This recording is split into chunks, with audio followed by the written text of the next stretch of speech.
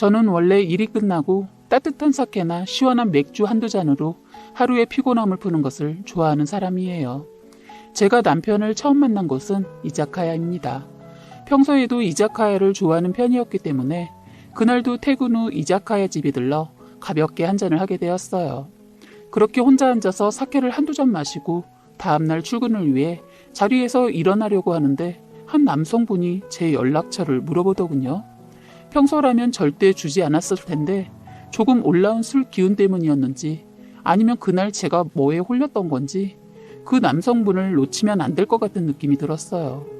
그래서 연락처를 주게 되었고 알고 보니 그분은 제가 그날 갔던 이자카야에서 조금 떨어진 건물에서 떡볶이 가게를 하고 있는 사장님 분이셨습니다. 이 가게 앞은 초등학교라서 은근 장사가 잘 되는 것 같더라고요.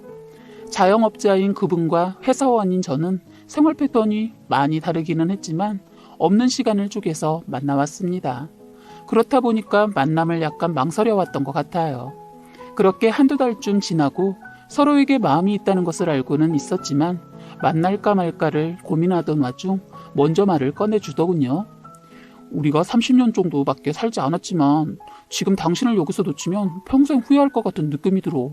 우리 한번 진지하게 만나보는 건 어떨까? 라고 해주길래 저도 고민하다가 알겠다고 했습니다.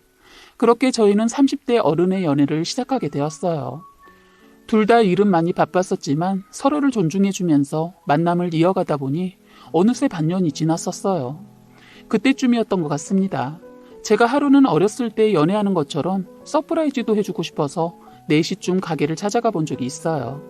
그 가게 안에는 초등학교 고학년 정도의 아이로 보이는 남자아이와 여고생들 두 무리가 있더군요.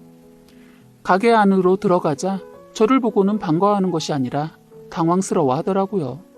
가게에 있던 알바생 한 명에게 가게를 부탁한다고 그러면서 저를 데리고 가게 밖으로 나갔습니다. 가게에서 저를 데리고 나온 것에 대해 갑자기 서운해서 제가 먼저 말을 꺼냈어요. 왜? 내가 온 게 싫어? 아니, 당황스러워.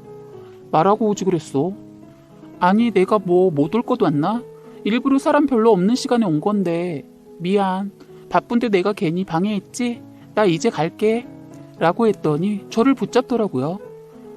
아니, 그런 게 아니라 내가 못한 말이 있어서 그래. 뭔데? 가게 안에 있는 초등학생 남자애 있잖아. 내 동생이야.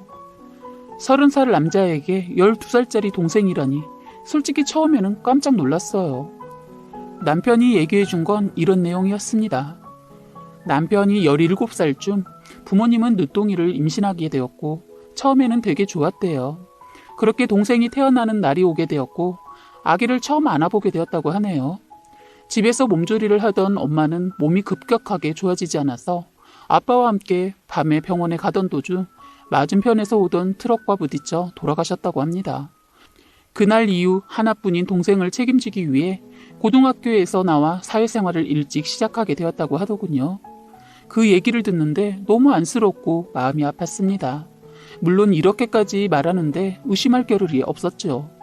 그렇게 저는 남편의 동생인 지훈이를 알게 된 후 많이 챙겨주기 시작했어요. 솔직히 부모님 없이 크다 보면 손가락질 받는 경우가 많잖아요.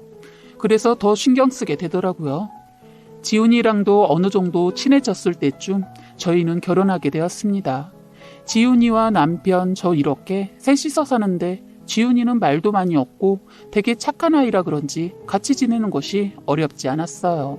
원래 형의 부인을 형수라고 불러야 하지만 지훈이가 어리니까 그냥 누나라고 부르라고 하며 잘 지냈던 것 같아요. 그렇게 결혼한 후 지훈이가 중학교 들어갈 때도 같이 가서 축하해주고 결혼 후 3년 정도가 지났을까 일이 터지게 되었습니다. 저희 엄마가 그때쯤에 갑자기 쓰러졌었거든요. 그래서 잠깐 친정에 내려가는 김에 일주일 정도 있다가 오기로 했었어요. 그렇게 친정집에 3일 정도 있었는데 엄마의 상태가 많이 좋아지게 되어서 이틀 정도만 더 있다가 저는 집으로 올라오게 되었어요. 남편과 지훈이는 제가 그렇게 빨리 올 줄 몰랐던 거죠. 문을 열고 들어가는데 지훈이가 남편을 형이 아닌 아빠라고 부르더군요. 아빠, 우리 밥은 언제 먹어? 좀 이따가 먹자.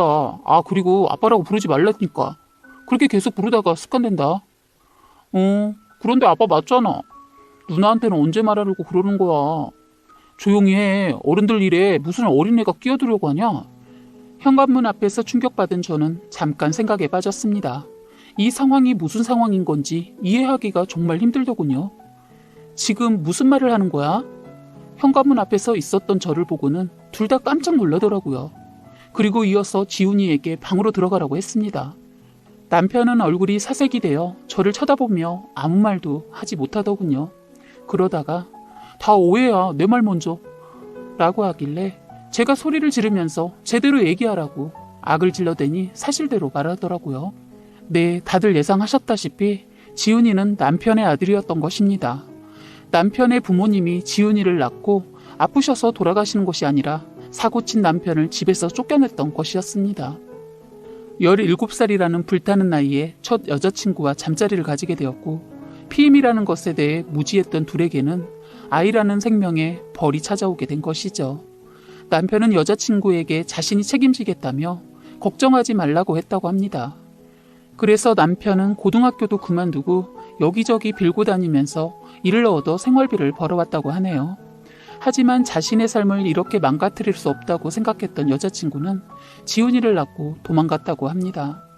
그래서 남편은 시부모님 집으로 아이를 데리고 들어갔는데 절대 이 아이를 인정할 수 없다고 하면서 내다버리지 않는다면 널 버리겠다고 얘기했다더군요. 그 말을 듣고 며칠을 고민하던 남편은 아이를 포기하려고 마음을 먹었다고 합니다. 아이를 안아서 데리고 나왔는데 하루 종일 울고불고 난리치던 아이가 갑자기 남편의 손을 잡고는 방긋 웃어주었다고 해요. 그 모습을 보고 방금 한 생각에 대한 죄책감이 생기며 이 아이를 자신이 제대로 책임져야 하겠다는 생각이 들었다고 하네요.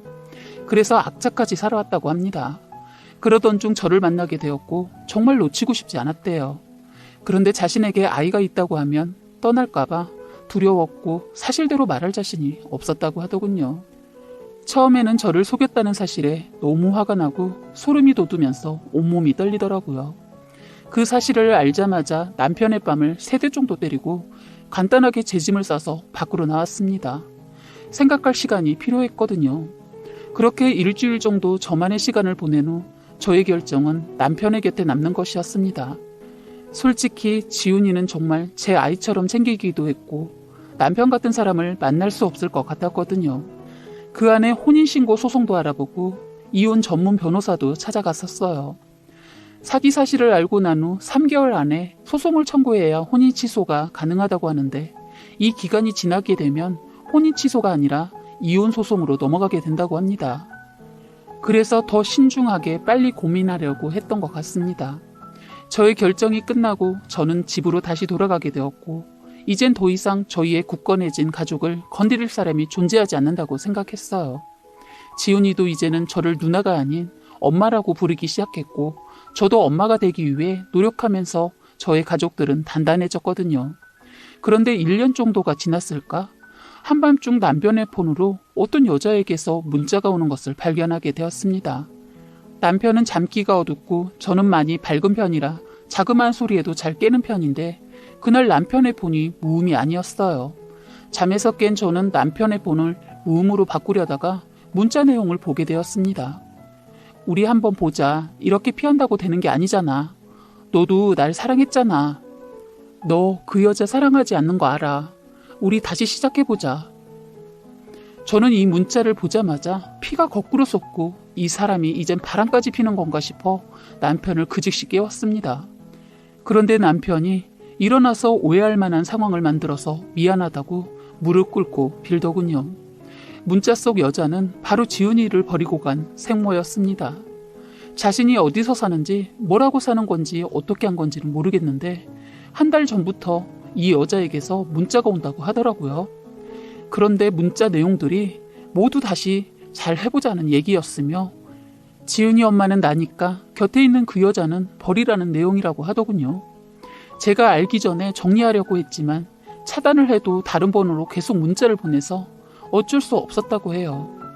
남편은 진짜 자기를 한 번만 믿어달라며 정리하겠다고 하더군요. 그래서 제가 지금 이 여자한테 다음날 우리 집으로 오라고 문자하라고 시켰습니다. 그날 밤 화가 나서 잠이 안 들어서 거의 뜬 눈으로 밤을 지샌 것 같아요. 그 다음날이 되었고 저는 지훈이를 친구 집에서 놀고 오라고 보낸 후 남편과 함께 그 여자를 기다렸습니다. 저는 남편에게 최대한 저희가 얘기할 때 끼어들지 말라고 얘기했어요. 무슨 낯짝인지 약속 시간에 맞추어 저희 집에 왔더라고요. 남편은 우선 집에 들어오라고 했고 집 안에 들어온 이 여자는 저를 보고는 깜짝 놀라더군요. 어머, 저 여자 뭐야? 우리 둘만 얘기하는 거 아니었어? 그래서 제가 일단 앉으기나 해 라고 했더니 순순히 앉더라고요. 너 지금 여기 무슨 낯짝으로 찾아온 거니? 애 버리고 갔으면 잘 살기라도 했어야지. 혼자 애 키우는 사람한테 왜 다시 연락하고 난리야? 어머, 얘 뭐래? 수찬아, 그냥 우리 둘이 나가서 얘기하자 라고 하면서 저희 남편 팔을 붙잡더군요. 남편이 그 여자의 손을 힘껏 쳐냈더니 옆으로 밀려 떨어지더라고요. 내가 왜 너랑 나가서 얘기를 해야 하는데? 지금 내 곁에 있는 사람은 이 사람이고 이 사람이 말하는 게 곧 나니까 입 닥치고 듣기나 해. 남편이 그렇게 세게 나올 줄 몰랐는지 당황하면서 다시 자리에 앉더군요. 너 지훈이가 중학교 다닐 나이가 될 때까지 한 번도 연락한 적 없으면서 갑자기 연락하는 건 무슨 심보니? 지금이라도 엄마 노를 하고 싶은 거니? 그럼 더 이상 말하지 말고 꺼져. 어린 나이에 겁날 수 있었다는 거 이해해. 그랬으면 잘 살고 있는 사람한테 연락하는 건 아니라고 생각하는데 넌 안 그래? 그리고 이 사람 프로필 사진에 우리 셋이 찍은 사진 못 봤어? 그거 보니까 갑자기 가족이 생겼으면 좋겠었어? 지가 이길 수 없는 싸움이라고 생각이 들었는지 씩씩거리면서 한마디도 못하더군요. 그러면서 가방을 챙기더니 저희 집에 퇴 침을 뱉으면서 아이씨, 돈이라도 좀 뺏으려고 했더니 더러워서 안 받아. 됐어. 라고 하며 나가려고 하는 겁니다. 그래서 그 여자 신발 신는 동안 저는 준비해둔 소금 바구니를 들어 부어주었어요. 그랬더니 입에 걸레를 물었는지 쌍욕을 하더군요. 욕하는 게 너무 듣기 싫어서 입 좀 빨아쓰라고 한마디 날려줬더니 욕하면서 제 머리채를 잡으려고 하는 겁니다. 그랬더니 옆에 서 있던 남편이 이 여자 뺨을 갈기면서 네가 뭔데 우리 와이프 머리채를 잡으려 하는 거냐며 소리를 지르더군요. 상상도 하지 못했던 남편의 모습에 겁이 났는지 두고 보자고 하면서 신발도 제대로 못 신고 도망가는 꼴이 참 웃겼습니다. 그 뒤로 그 여자 연락 한번 없고 저희 가족 잘 살고 있습니다. 지훈이에게 사춘기가 오는 나이가 되기는 했지만 저 힘들까봐 그런지 짜증 한번 내는 걸 못 본 것 같아요. 조금은 더 편하게 저에게 기대고 짜증도 한 번씩 낼 수 있을 정도로 편한 엄마가 되는 게 제 목표입니다. 사연은 여기까지였고요. 구독과 좋아요, 알림 설정 부탁드리겠습니다.